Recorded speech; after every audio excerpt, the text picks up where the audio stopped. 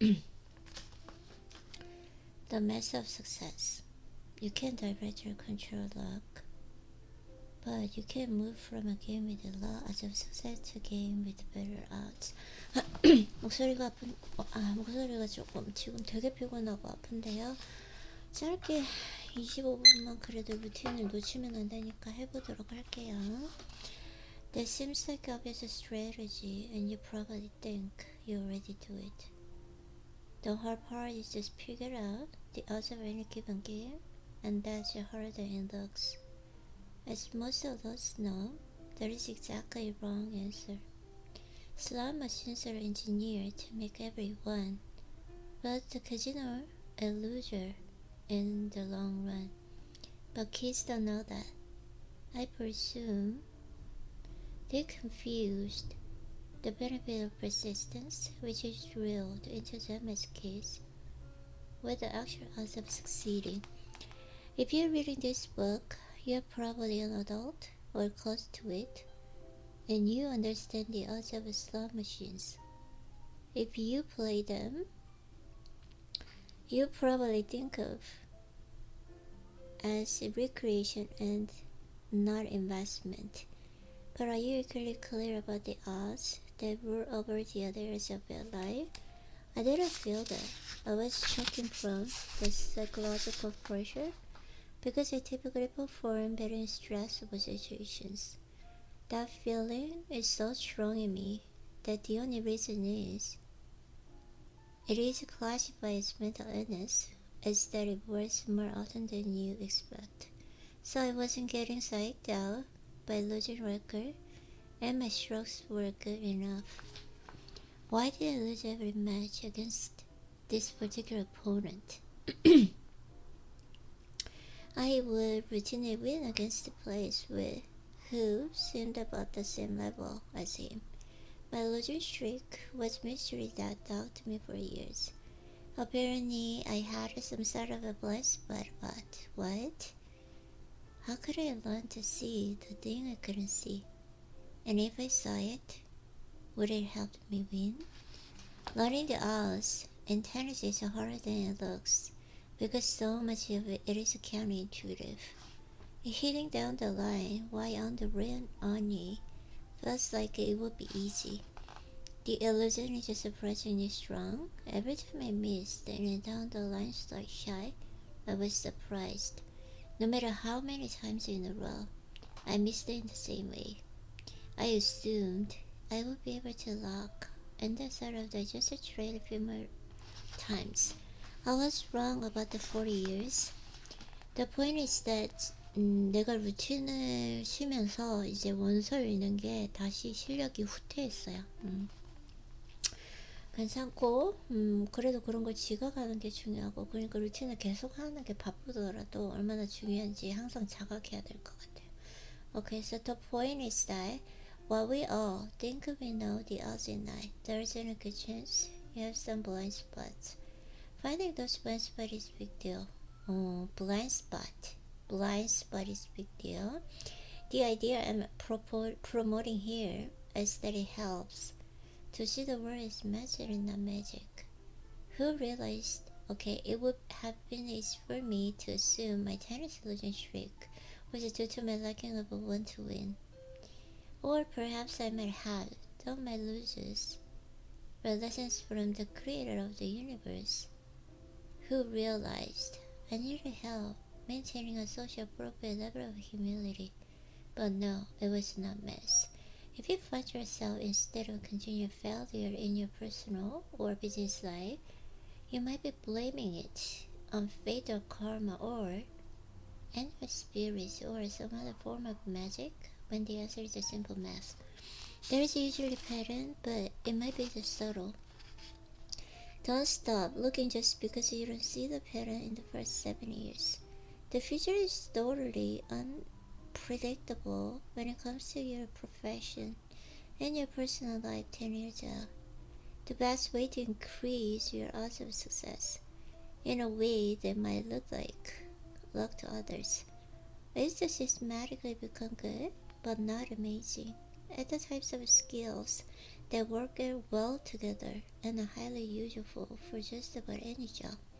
This is another example in which viewing the world as math and skills together, and not magic allows you to move from strategy what low odds of success to something better. I made a list of skills in which I think every result should gain a working knowledge. I wouldn't expect you to become a master of any, but master isn't necessarily luck. Has a good chance of finding you if you don't become merely good in most of these areas. I'll make a case for each one, but here's the preview list. Public speaking, psychology, business writing, accounting. I have idea I should write down.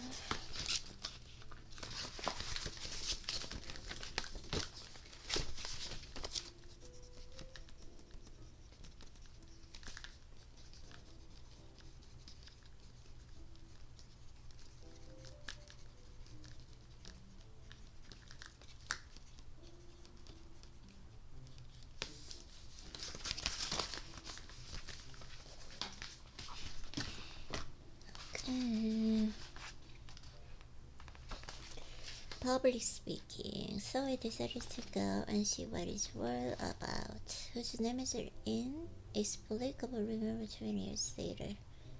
Tony Snow. Give me the shortest and most persuasive sales pitch I have ever seen. I'll condense it further here, but the essence was this. Tony Snow was done selling. My fellow employee bounded onto the stage as if he had just won the lottery. His energy and enthusiasm were infectious. He had no notes. He prowled the stage and on that we, the audience, locked onto him like in a tail, and we let him wag us. He was funny, expressive, engaging, and spontaneous. It was the best speech by a non-professional I had ever seen. I could tell him loved every second on stage, and yet he had the discipline to keep things brief. He was enjoying himself. He projected. He was clear and concise. He owned us. When it was done, Tony sort of thanked the audience and told us how could he more information about the course. Tony Stowe, magnificent bastard. The focus wasn't on public speaking, but for reasons that took a long time for me to understand. Dale Carnegie didn't classify it as a speaking course. It had a broad agenda. Rule 1 was that no one would ever criticize or collect it. Only positive reinforcement would be allowed, from the instructor or from the other students. I was immediately skeptical. How was I supposed to learn if I didn't know what I was doing wrong? The next rule was that every person would speak to the rest of the class during each session, but he had to volunteer to go next.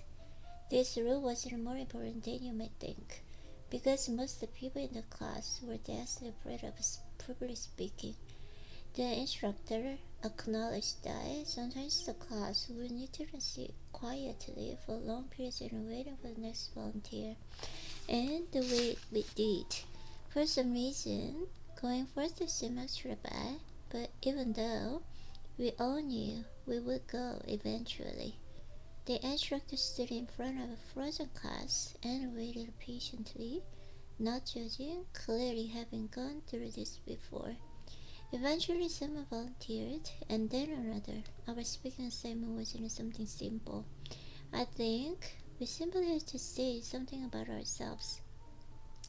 For most people, including me, this was a relatively easy task, but for many in the class it was nearly possible. One young lady who had been forced by an employer to take a class was frightened that she literally couldn't form words.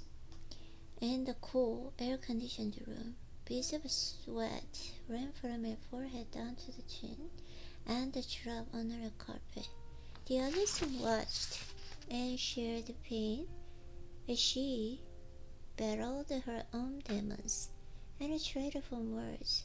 A few words came out just barely. and she returned to the rest defeated, humiliated, broken. Then an interesting thing happened at rank. It is one of the most fascinating things I have ever witnessed. The instructor went to the front and looked at a broken student. The room was dead silent. I always remember his words. He sighed. Wow, that was brave. My brain spun in my head. 20-some students I hadn't thinking this woman had just crashed and burned in the most dramatic, humiliating way. She had clearly thought the same thing. In 4 words, the instructor had completely reinterpreted the situation. Every one of us knew the instructor was right. He had just witnessed an extraordinary act of personal bravery, the likes of which one rarely sees. That was the takeaway, period. I looked at the student's face and she reacted to the instructor's comment. She had been alone in her misery, fighting a losing fight, but somehow the instructor understood what was happening inside her and he respected it. I swear I saw a light come on in her eyes. She looked up from the floor. She had a reprieve. She was still in the fight. The next week, she volunteered to speak again. See how powerful this volunteering thing is. She owned the choice. She didn't do well, but she got through it without the whispering or locking up, and the instructor praised her for the progress.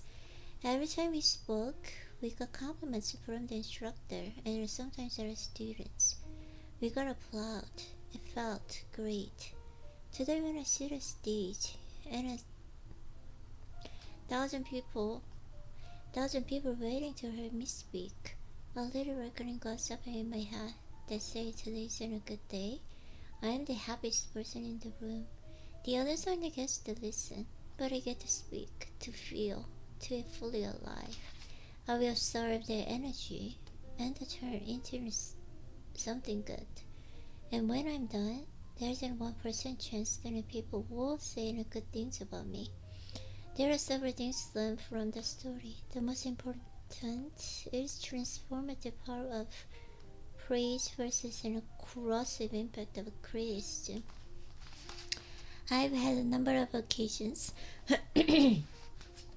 since then to test the powers of praise, and I found it an amazing force, especially for adults. Children are accustomed to the continuous stream of criticism and praise, but adults can go with a bit of compliment while enduring criticism both at work and at home. Adults are strive for a kind word. When you understand the power of honest praise and opposing bullshitting, flattery, and sucking up, you realize that withholding it broader and unimmoral. If you say something that impresses you, a decent respect and humility insists you voice it in praise. Wow, that was brave. It's the best and cleanest example I ever imaged. Looking at something in a different way changed everything. When the instructor switched the focus from students' poor speaking performance to her brave, everything changed. Positivity is far more than a mental preferences. It changes her brain, literally, and it changes in the people around you. It's the nearest thing we have to magic. Another thing I learned from my Dale Carnegie experience is that we don't always have an accurate view of our potential. I think most people who are frightened and public speaking can't imagine that they might feel different as a result of a training. Don't assume you know how much potential you have. Sometimes the only way to know what you can do is to test yourself. It's hard to imagine any business or social activity that doesn't require a basic understanding of how the human brain perceives the world. Almost any decision you make in a context and in managing what other people will think of you We are all the business and selling some version of ourselves. Psychologists admit that in everything we do.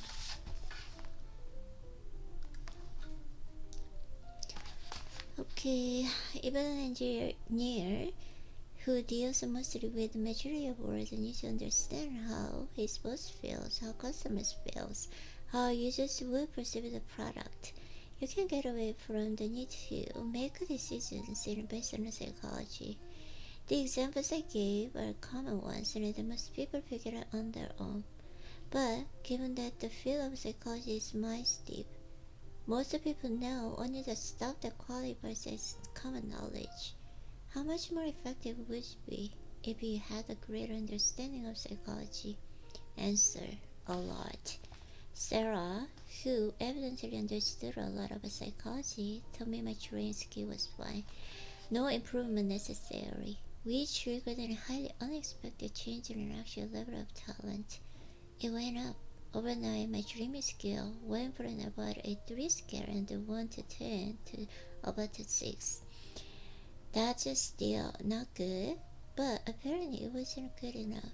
The sudden improvement was entirely due to Sarah's compliment of my artistic ability. I became a more confident artist and a better one because she changed what I thought of my own talent. It was a Wizard of Oz moment. When I look at the list of my personal failures and successes, one of the things that stand out is the psychology. When I got the psychology right, either by accident or by cleverness, things worked out better. When I was blind to the psychology, things went badly. What I didn't count on, my blind spot, was that my new comic would be compared with Dilbert, not with other new comics. Compared with Dilbert, I was flat and lacked on edge. At the time, there wasn't nothing to compare it with. That allowed me to get away with a bit artwork and immature writing until I could improve my skills to non-embarrassing levels. The implication is that quality of the movie might be less important to its success than whatever the public effectively compares it with. Quality is not an independent force in the universe. It depends on what you choose your frame of reference. Frame of reference, okay. The upscale decor strategy seemed a perfectly good idea until I observed women walking for lunch. Look at upscale decor. Look at their own casual clothes.